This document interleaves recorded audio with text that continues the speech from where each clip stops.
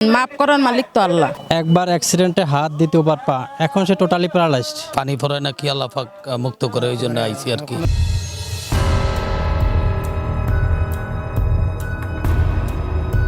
হুজুরের শুনে আমি এখানে আসছি তেল পরা পানি পরা নেওয়ার জন্য। মাফ করার মালিক তো আল্লাহ। বাচ্চা যেমন কি জন্মের থেকে এই অবস্থাকে খেয়াল করতে না।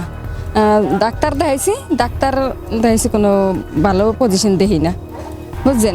এখানে তেল পানি পরা দেয়, এখানে শুনিয়া এখানে আইসি আমরা।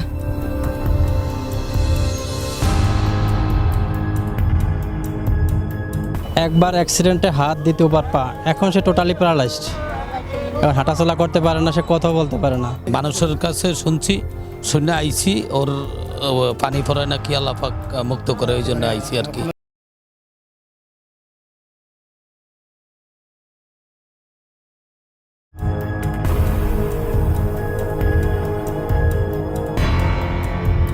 বর্তমান বিশ্বে চিকিৎসা বিজ্ঞান একটি স্বীকৃত ব্যবস্থা। এখানে ঝাড়ফুঁক বা পানি বা তেল মালিশের কোনো সুযোগ নেই। এটার কারণে আসলে কেউ সুস্থ হয় না, বরং এটা হচ্ছে রোগীদের সাথে, জনগণের সাথে প্রতারণা। এর কারণে রোগীরা আরো অহেতুক ভোগান্তির শিকার হয়, অপচিকিৎসা হয় এবং তাদের দীর্ঘমেয়াদী জটিল যে রোগগুলো সেগুলো আরো জটিল থেকে জটিলতর হয়।